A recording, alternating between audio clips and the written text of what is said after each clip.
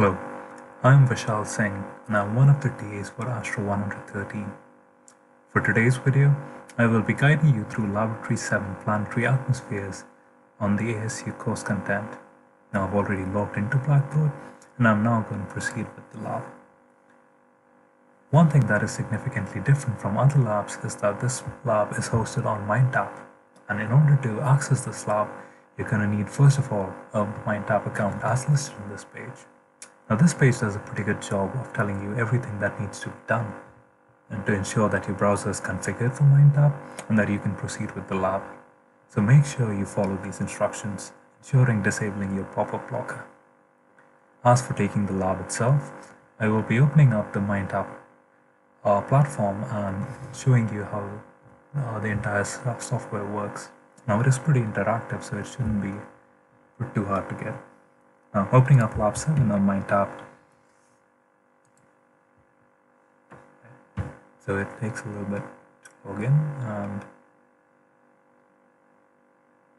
here we go. Okay, so as you can see on the left, we have different sections within Laboratory 7, the planetary atmospheres and their retention. So these include the introduction, atmospheres, which has one graded activity on atmospheres exercise, 3 activities for modeling gases, one of them counting towards the grade, which is 2 points, atmospheres revised, summary, and then finally a 10-point lab quiz. Now I'm going to start off with, first of all, the introduction. So in order to do that, I just click on introduction, and that opens up a new page where basically is introducing you to the different atmospheres that are found in our solar system, be it for the various planets or the moons. You just scroll through it to figure out what the learning objectives are and how to work with this. There's no activity for this, so I'm not going to spend too much time on this, and just use this cross to get back to the initial content. Now moving on to atmospheres, where we have the first activity. I'm going to again open up atmospheres, and this leads us to first of all going to the course content. In order to do that, so as you can see on the left, you have chapter contents, and if you click on that, then it tells you what basically a content, with having 2 sections here, one for gases and the second for atmosphere retention. I'm going to start from the first, which is atmospheres, and clicking on that, I'd advise you to read through it briefly, basically again talking about what an atmosphere is, what it's made up of, and what you'd expect to see. Now, in order to scroll between different pages or different sections, you have these 2 different arrows on the end, moving to the next page or the previous page. Clicking on the next page, we first of all introduce the first aspect of what is retention, but how does a planetary body retain its atmosphere? And for that, they introduce 4 different factors for this, which would include the mass of the planet or the moon, the mass of the gas molecules, and the temperature of the surface and the atmospheres as the 3 primary factors. Now, if you scroll to the bottom, you see the first graded exercise, which is for atmospheres exercises. Clicking on start, it gives you the first question, which is basically which of the following objects in our solar system has no atmosphere. And based on what we've read so far, I'd say the answer is pretty obvious. So irrespective of what the answer is, you just click on one of them and click submit. Now, as you can see, Earth is in fact the incorrect answer, which we all know. And as you can see here, each question gives you 2 attempts. So if you do end up getting a wrong answer, you can try another version, clicking on that, and that again gives you all of the 4 options. Again, we know that Earth is wrong. Now, you can select the answer which would in fact be right. Basically, just select that and then submit. Moving on, it is not in fact enough to just submit the answer here. As you can see, there's a separate section at the bottom which is how you actually submit the answer and get it to count towards your grade. So you're going to have to, once you're done answering the questions, you're going to have to click on submit, and then it's going to tell you what your current score is. In this case, since we got it wrong the first time and did not attempt it the second time, it's currently 0. So if you got it right, it'll be say 2 out of 2 points, and then you just basically submit the activity for grading, and that's basically all you need to do. Now, we're already done with this section, and which is 7.1, and as you can see, there's no way to go to the next page, so you can close it using the cross at the top and then move on to the next section, which is modeling gases, which in fact has 3 activities with 1 counting towards grading. Again, opening up modeling classes by clicking on it. Again, going to chapter contents, starting from the beginning. So as you can see, for me, it's always showing it at the end because I've already gone through this once. But when you open it for the first time, it's going to take you to the first page, which is modeling gases. And here it's talking about what an ideal gas is. And again, I advise you to read through this briefly. Moving on, this is sort of like the most important equation for this chapter, and there are going to be a lot of questions about this in the graded exercises as well as at the quiz at the end, which is basically the ideal gas law equation, which says PV equals nRT, where P is the pressure, V is the volume, T is the temperature, and R is a constant, with N being the number of moles. Now each of these you have to ensure that the unit for the measurements is consistent throughout, which would be the standard temperature and pressure, pressure being 1 atom, volume in liters, N in the number of moles, and T in temperature in Kelvin. Now it also gives you the value of R in this equation, which is that R is a constant known as a universal gas constant with a value of 8.3145 joule per mole per Kelvin. Now this will generally be given in the question, so you don't have to memorize this. Again, read through all of the different sections and about how to get a temperature in Kelvin from degrees Celsius. And then it gives you the first law example, which I'm gonna have to minimize to get it all to fit in, but basically it's saying that if you have, again, you need to ensure that you have the correct units and how you would go about calculating any one parameter based on the information that you have for all of the other parameters. In this case, you need to figure out the volume, given that you know the temperature and the pressure and the number of moles. For the actual exercise, which counts towards the grade, again, click on start. And then this gives you a question about nitrate salts, where if you read through the question, you'll notice that you have a pressure of 2.6 atm atom, temperature of 334 Kelvin. You have R, which is 0.0821 atom per liter per mole Kelvin. As you can see, this is liter while the volume is in milliliters. So the first thing you will do is change this milliliters to liters, and then question is how many moles of O2 gas were produced, which would be the N in the equation PV equals nRT. Now, following the example from this particular case here,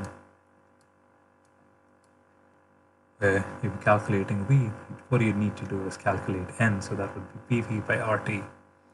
And so you just put in the values based on what is given here, and that gives you the value for the number of moles. Similarly, it says that given this volume and the temperature now changes from 334 Kelvin to 293 Kelvin. So now you have a new value of temperature, which in turn, and you already know the number of moles. So now it's the P that you need to calculate. So that would be nRT by V. Again, use that equation to calculate the value of P and then submit the answer. Once you're done submitting, remember to click on submit. Look at your current score and submit the activity for grading. That completes this specific page on this 7.2 section. Clicking on the next page, it introduces you to the Maxwell distribution, which relates the distribution speeds of the molecules of a gas to the temperature of the gas. Again, as you can see, it talks about that through this graph. Read through the section here, which basically states that the velocity of the gas would depend on what the temperature is. Again, minimizing it, this is another sort of like a simulator where you can select the type of gas, in this case initially hydrogen, then helium, then nitrogen, and as you can see, as the A value is increasing, it tends to shift towards the left, the speed decreasing. And changing the temperature, as you're increasing the temperature, the velocity is again decreasing. So you should keep in mind that the velocity of these gases depends not only on the temperature, but also the A value, or in a sense, the mass of the gas. Here, so moving on, there's a separate exercise here which you can do for extra credit. This does not currently count towards your grade, but if you have the time to do it, you might as well want to. This will again be similar to how we've done for everything else. So it asks you to use the Maxwell distribution plotter to determine the most likely speeds for hydrogen at a temperature of 296 Kelvin and 452 Kelvin. So you select hydrogen, H2, and then you say for 496, you go to this value, and for molecular hydrogen, and then use this to get the maximum value. Similarly, you can go down to 296 Kelvin and then get another value for the hydrogen gas. You again do that, submit the answer, go to the second question, answer this question, and then submit. Again, remembering to click on submit and submit activity for grading. Now for the actual aspect of it, for another lab for extra credit, we have a Maxwell distribution simulator where once you change the pressure and temperature conditions, again, remember to minimize because for some reason it doesn't all fit into the window. As you can change the low temperature and pressure, or temperature from low to high, you can play it with this play sign on the top, and that shows you what the velocity for 3 different gases is at the specific temperature. If you go to a lower value of temperature, you see that the velocity of the gases seems to be decreasing. And you can then use that to answer the remaining questions about how does the velocity change from a small temperature to a large temperature, which is basically what we're seeing here.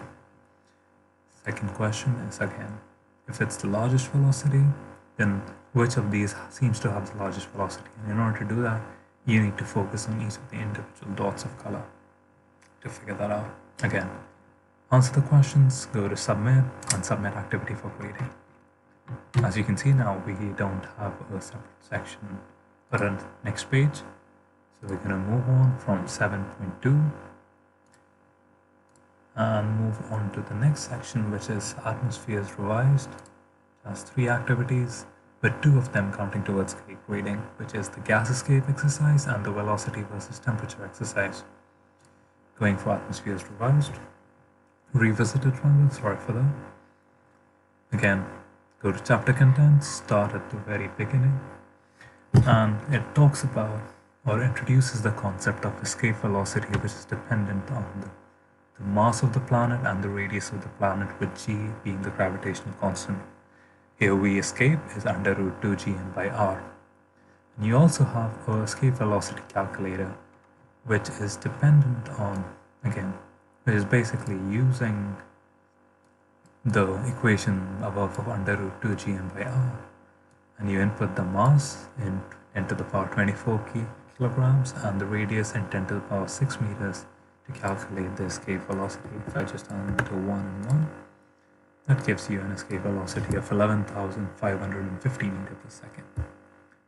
So you can use this simulator here to perform the extra credit, where it has given you the mass and the radius of the appropriate units, and all you need to do to calculate the escape velocity is just put in these 2 values in the simulator over here and calculate. That gives you the answer. Remember to submit the answer each of the 3 specific questions, and then submit your activity for grading. Now, this is a pretty interesting exercise which is graded, which is the gas escape exercise. Again, minimizing to make sure everything's in play. This is another simulator where you have the 3 gases, but now you not only have a slider for temperature, but you also have a slider for gravity. On the simulator itself, it has 2 sections, first being the instruction section, and the second being an analysis section. Now, the analysis section is going to be incredibly helpful for you to answer each of these questions, so make sure you have this selected once you've read through the instructions. For the actual exercise, as you can see, it asks you to first of all set the temperature and the gravity to low. So do that by sliding the temperature and the gravity sliders the extreme left to a low condition. Now it asks you to run the simulator for 5 seconds and see how much of the original H2 is remaining. If you look at the analysis section, it's giving you a quantitative number of 100% present initially for each of the 3 gases. And as you run the simulator, you can see this percentage changing, and it's changing at a different rate for each of these specific gases. So in order to perform the exercise, be it for after 5 seconds of running the simulator or after 20 seconds of running the simulator, you need to take a stopwatch, which can be on your phone or anything else you want to use. Basically, go to the simulator here, go to the extreme top, reset. As you can see, the percentages are at 100. So what you need to do is open up the stopwatch, start it and time it for 5 seconds. Once it's done for 5 seconds, pause it, and then look at the values for each of these ones. You are going to use these values to answer the questions by basically dragging and dropping into the box. So based on in each of these options is based on the amount of the gas that is left, varying from essentially none, which is less than 5%, to nearly all, which is greater than 95%. Essentially, also based on the range in which your values lie in the analysis section, you're going to select the option that is most appropriate for it. Now, these are obviously the wrong answers, so I would advise you to run it for 5 seconds, then run it for 20 seconds, ensuring you have the sliders set for the appropriate value, in this case low. And then use that to drag onto the actual answer. Make sure it's selected, it goes in. I'm just selecting random values for this right now. These are probably not the correct answers. And so yeah, once I've selected everything in, then I'm going to submit the answer. Now, if some of these answers are right, it's going to say partially correct. So a completely random selection that I did ended up giving me one right answer. You can again do this twice, try another answer, and ideally run the simulator for the amount of time. Look at the values from the analysis section, ensuring you're starting from 100 by resetting, and then answer the questions. Now, each of these specific answers, the only difference is the value of the sliders, be it the temperature set to low and gravity to high, high-low. Here, both of them are high. Then both of them are medium, which would be around the center point in this slider, somewhere around here. And then again, the final question is which of these scenarios is most likely for the surface of each of these planets, being Mercury and Earth. So out of the different options based on the different sliders, you want to look at what you think is the right one, and based on what you know about Mercury and Earth, then answer the questions. Again, remember to submit the answers and then click on the submit section, which shows you the current score. Again, submit activity for grading and you're good to go. Moving on, there's 7.3b, which talks about velocity versus temperature. And this is a very interesting plot, which basically talks about the escape velocity as a function of temperature, but with these plots for each of the escape velocities from each of these planetary bodies. And this plot is going to be very useful for you to answer questions in the next section, which is the velocity versus temperature exercise. Again, go to that by clicking the next page, then clicking start. And here you have two questions, which says that judging from the above diagram that shows the escape velocity as a function of temperature, which atom is most likely to be retained in the atmosphere of Titan? Now, as you can see, Titan is here, and it says that is the exact value of escape velocity. Basically, something around, let's say, 3 or 4, right? And so you want to imagine there's something like a straight line that goes right through this value. And what you want to ensure is that the plot for, say, H2, He, and any of these gases does not exceed that line at any temperature. So for Earth, if you have a straight line going from here to here, then you can see that the hydrogen crosses the value at around 300 Kelvin, and helium would be crossing it at this point. Now beyond this point, that value of the velocity for those molecules is higher than the escape velocity, which means they would escape from the atmosphere. And if you want to see which one is most likely retained, you want to make sure that the line for the gas lies, or the curve for the gas lies within the value for that specific straight line. So that would sort of give you the answer. For this value, select one. I'll just randomly select something.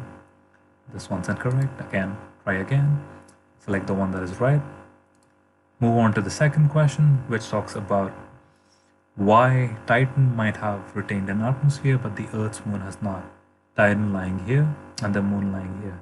So as you can see, the moon lies below a line passing through the moon lies below all of the curves, and you can use that to answer the question, as well as focusing on the temperature. Again, remember to click on submit and submit activity for grading. This completes 7.3 section for this. Click on cross to go back. And that leaves you with, first of all, a summary that will be talking about each of the different aspects that we talked about. There are no graded exercises for this section. So read through this and revise anything that you need, and then proceed with the lab 7 quiz. For this quiz, you will have 5 sections, and on each of these sections sort of comes from the initial sections that you've already read through in the chapter. The first one talks about retaining an atmosphere, and that is basically goes back to the introduction in the first section of atmosphere retention about which of these factors is responsible. So select the option that you think is correct and then click submit answer. Move on to the second question by clicking on the left thing. Again, this one is talking about the ideal gas law equation PV equals nRT. It gives you the value of pressure, the temperature, the volume for 422 liters, the pressure of 17.718, temperature at 393 Kelvin. Cost is sort of irrelevant for this question, and it gives R as well. So you have pressure, volume, temperature, and R. It leaves you with N, or the number of moles. And you can calculate that using the PV and RT equation. So do that and submit the answer. Again, using the PV equals nRT, you know that it's basically talking about how this equation, how volume would change based on the equation. So you just need to think about PV equals nRT and think how, if something is increasing, how would volume change based on that. So let me consider the case pressure, or rather the second one, temperature. If the temperature is constant, then we know R is a constant. That means PV equals N, the number of moles, into a constant temperature into a constant R. So what it basically leaves you with is volume should change based on an increase in what. If N is increasing, then how would volume change? And given that the temperature is constant, and it gives you the value of pressure. So if temperature is constant and pressure increases, then ideally you'd want, and for a fixed amount of gas, so N can't change either. So right now it just becomes PV equals to a constant for this example. If pressure is increasing, volume should decrease to make sure. That is not the value here, so this is not the right answer, but basically use the equation to see what you're getting given the information here, and then submit the answer. Again, Maxwell distribution. You remember from the simulator how it changes with the temperature and the molecular mass. Use that to answer this question. And move on to the final question again about retaining an atmosphere based on temperature. This is again based on the escape velocity plot. Answer all of these questions. Click on submit and submit activity for grading. And that should basically complete your entire section for the lab. And I hope this was helpful. If you have any questions, make sure to post them on the discussion board and one of us will get back to you. Thank you.